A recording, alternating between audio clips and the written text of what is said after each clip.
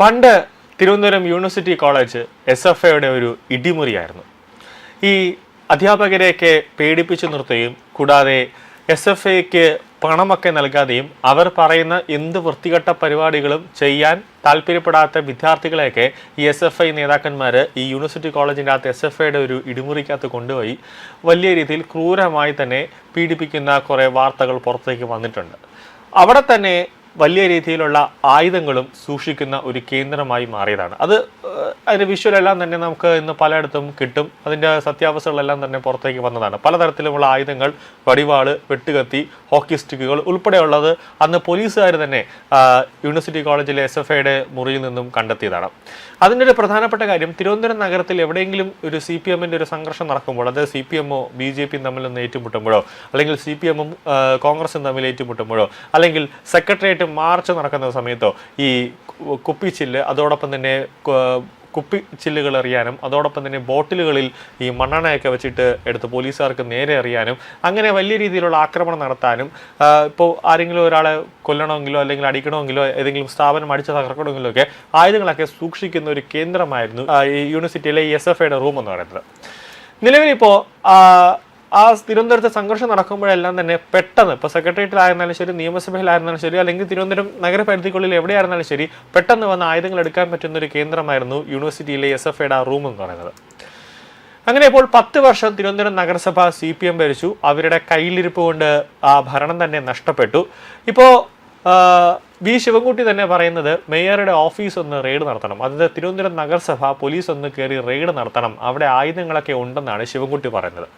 അതിലൊരു സംശയം ഇപ്പോൾ വരുന്നത്, ഈ ശിവൻകുട്ടി മേയറായിരുന്ന സമയത്തും ആര്യ രാജേന്ദ്രൻ മേയറായിരുന്ന സമയത്തും VK പ്രശാന്ത് മേയറായിരുന്ന സമയത്തുമൊക്കെ തിരുവനന്തപുരം നഗരസഭ CPMൻ്റെ ഒരു ആയുധപ്പൂരി ആയിരുന്നോ എന്നൊരു സംശയമാണ് ഇപ്പോൾ ഉള്ളത്. അതായത് മേയറുടെ ഓഫീസുകളിലൊക്കെ ആയുധങ്ങൾ സൂക്ഷിക്കുന്ന ഒരു പതിവ് രീതി ഉണ്ടായിരുന്നോ എന്നൊരു സംശയം ശിവൻകുട്ടിയുടെ ഈ തുറന്നു പറച്ചിലിൽ ഒരു ചെറിയൊരു സംശയമുണ്ട്. കാരണം CPMകാർ ഭരിക്കുന്നത് പോലെയല്ല BJPക്കാർ തിരുവനന്തപുരം നഗരസഭ ഭരിക്കുന്നത്. CPMകാർ ഭരിക്കുമ്പോൾ അവിടെ ജനങ്ങൾക്ക് കയറി ചെന്നാൽ ആരും ഒരു മൈൻഡ് പോലും ചെയ്യാറില്ല. അവിടെ ജനങ്ങൾക്ക് മൊത്തത്തിൽ പ്രവേശനമില്ല. വലിയ രീതിയിൽ പണച്ചാക്കുകൾ അല്ലെങ്കിൽ വലിയ രീതിയിൽ ഈ 1000-ൻ്റെയും 500-ൻ്റെയും നോട്ടൊക്കെ ഈ ടിപ്പ് കൊടുക്കുന്ന വലിയ ബിസിനസ് മാഗ്നറ്റുകൾ അല്ലെങ്കിൽ വലിയ ബിസിനസ് ശൃംഖലയിലുള്ള ആളുകൾക്ക് മാത്രമേ തിരുവനന്തപുരം കോർപ്പറേഷനിൽ CPM ഭരിച്ചുകൊണ്ടിരുന്ന സമയത്ത് പ്രവേശനം ഉണ്ടായിരുന്നുള്ളൂ. എന്നാൽ BJPയുടെ കയ്യിലേക്ക് തിരുവനന്തപുരം നഗരസഭ എത്തിയപ്പോൾ ഒരു സാധാരണക്കാരൻ, അതായത് ഒരു ലോട്ടറി ടിക്കറ്റ് വിൽക്കുന്നവനായിരുന്നാലും ഒരു ചായക്കടയിൽ ജോലി ചെയ്യുന്നവനായാലും അവൻ്റെ എന്തൊരാവശ്യത്തിനും തിരുവനന്തപുരം നഗരസഭയിലേക്ക് കയറി ചെന്ന് മേയറിനോട് മറുപടി പറഞ്ഞാൽ അതിനുള്ള പരിഹാരം, ശാശ്വതമായ ഒരു പരിഹാരം അവർ കാണിച്ചു തരും. അങ്ങനെ ഓരോ ദിവസവും VV രാജേഷ് വലിയ രീതിയിൽ ഒരു ജനപ്രിയ നേതാവായി അല്ലെങ്കിൽ ജനപ്രിയ മേയറായി ഒരു നഗരപിതാവ് മാറുന്നു എന്നതാണ് ഏറ്റവും പ്രധാനപ്പെട്ട കാര്യം. മറ്റ് ജില്ലകളിലൊക്കെ മേയർ ഉണ്ടെങ്കിലും, ഇപ്പോൾ തൃശ്ശൂരൊക്കെ മേയർ ഉണ്ടെങ്കിലും അവരൊന്നും തന്നെ മഷിയിട്ട് നോക്കിയാൽ പോലും അറിയില്ല അവരാരാണ്, അവിടുത്തെ മേയർ ഉണ്ടോ, അല്ലെങ്കിൽ അവർ മേയർ ഇപ്പോൾ രാജിവെച്ചോ, അല്ലെങ്കിൽ മേയറുടെ പേരെന്താണെന്നൊക്കെ അറിയണമെങ്കിൽ നമ്മൾ ഗൂഗിളിൽ സെർച്ച് ചെയ്യണം, അല്ലെങ്കിൽ അവിടുത്തെ കോർപ്പറേഷനിൽ വിളിച്ച് ചോദിക്കണം നിങ്ങളുടെ അവിടുത്തെ മേയറിൻ്റെ പേരെന്താണെന്ന്. കാരണം ഒരു വാർത്തകളിലുമൊന്നും ഇടം പിടിക്കുന്നത് ഇപ്പോൾ കണ്ടിട്ട് പോലുമില്ല. കാരണം അങ്ങനത്തെ ഒരു നടപടിയും, ജനപ്രിയമായ ഒരു നടപടിയും മറ്റ് നഗരസഭയിലൊന്നും തന്നെ കാണാനില്ല. പക്ഷേ തിരുവനന്തപുരം നഗരസഭയിൽ ഓരോ ദിവസവും ജനപ്രിയമായ നടപടികൾ അല്ലെങ്കിൽ ജനപ്രിയമായ ഓരോ പദ്ധതികളും VV രാജേഷും ഡെപ്യൂട്ടി മേയർ ആശാനാഥും കൊണ്ടുവരുമ്പോൾ CPMന് മൊത്തത്തിൽ വട്ടുപിടിക്കുകയാണ്. അതുകൊണ്ട് തന്നെയാണ് ഇല്ലാത്ത കേസൊക്കെ സുഗതൻ്റെ തലയിലേക്ക് കെട്ടിവെച്ച് സുഗതൻ്റെ പേരിൽ കാപ്പ ചുമത്തിക്കൊണ്ട് എങ്ങനെയെങ്കിലും സുഗതനെ അറസ്റ്റ് ചെയ്ത് ലോക്കപ്പിൽ ഇട്ട് കഴിഞ്ഞാൽ ആ തിരുവനന്തപുരം നഗരസഭ ഭരണം അട്ടിമറിക്കാനുള്ളൊരു ശ്രമം CPM ഇപ്പോൾ നടത്തിക്കൊണ്ടിരിക്കുന്നത്. നിലവിലിപ്പോൾ ഈ ശിവൻകുട്ടിയെ തന്നെ ഒരു സംശയത്തിൻ്റെ റഡാറിലാണ് ഇപ്പോൾ നിൽക്കുന്നതെന്നാണ് സോഷ്യൽ മീഡിയ തന്നെ പറയുന്നത്. കാരണം മേയറുടെ ഓഫീസിൽ ആയുധങ്ങളുണ്ടെന്നും മേയറുടെ കൂടെ ഒത്താശയോട് കൂടി തലസ്ഥാന നഗരിയിൽ ആക്രമണം നടത്തുന്നു എന്നാണ് ശിവൻകുട്ടി പറയുന്നത്. 19 കേസുകളിൽ പ്രതിയായിട്ടുള്ള വ്യക്തിയാണ് കൗൺസിലർ സുഗതൻ എന്നാണ് ശിവൻകുട്ടി ആരോപണം. പക്ഷേ സുഗതൻ ആളൊരെങ്ങനെയാണെന്ന് വഴട്ടുകോണത്ത് ചെന്ന് അവിടുത്തെ ജനങ്ങളോട് ചോദിച്ചാൽ അവിടുത്തെ ജനങ്ങൾ തന്നെ പറയും. എങ്ങനെയാണ് സുഗതൻ ഇത്രയും കേസുകൾ സുഗതന്റെ പേരിലേക്ക് വന്നത്, സുഗതൻ എന്ന കൗൺസിലർ എങ്ങനെയാണ് എന്ന് അവിടുത്തെ ജനങ്ങൾ തന്നെ വിശദീകരിക്കുന്നുണ്ട്.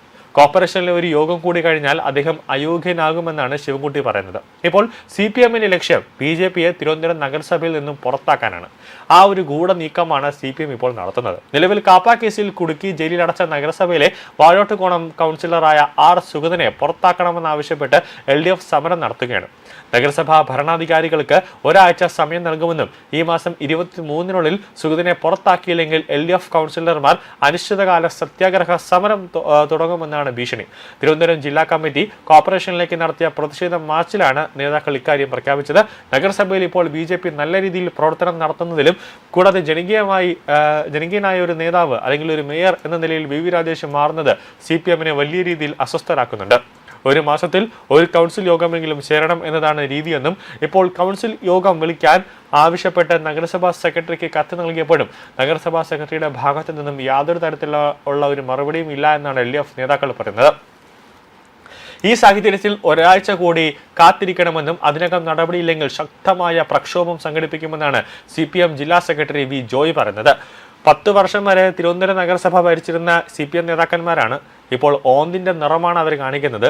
ആ സമയത്തൊക്കെ ഓരോ നേതാക്കന്മാരും BJP അടക്കം നിങ്ങൾ ഇത് കൗൺസിൽ കൂടണം, അല്ലെങ്കിൽ അങ്ങനെ ചെയ്യണം ഇങ്ങനെ ചെയ്യണം എന്നൊക്കെ പറയുമ്പോൾ ചെയ്യാൻ സൗകര്യമില്ല, എൻ്റെ ഇഷ്ടം പോലെ ഞാൻ ചെയ്യുമെന്ന് തിരിച്ച് മറുപടി പറഞ്ഞുകൊണ്ടിരുന്ന CPMകാരാണ് ഇപ്പോൾ പറയുന്നത് നിങ്ങളത് ചെയ്യണം, നിങ്ങൾ കാണിക്കുന്നത് അഴിമതിയാണ്, അഴിമതിയൊന്നും കാണിക്കാൻ പാടില്ല എന്നൊക്കെ പറഞ്ഞുകൊണ്ട് ഈ CPMകാർ വരുന്നത്. BJP നേതൃത്വത്തിലുള്ള കോർപ്പറേഷൻ ഭരണത്തെ അട്ടിമറിക്കുക എന്ന ലക്ഷ്യത്തോടെയാണ് സുഗതനെ കാപ്പ കേസിൽ കുടുക്കി വിയ്യൂർ ജയിലിലേക്ക് ആക്കിയത്. നിലവിൽ ഹൈക്കോടതി ജാമ്യം അനുവദിച്ചാൽ സുഗതൻ വീണ്ടും തിരിച്ച് നഗരസഭയിലേക്ക് വരാനുള്ള സാധ്യതയും നമുക്ക് തള്ളിക്കളയാനാകില്ല.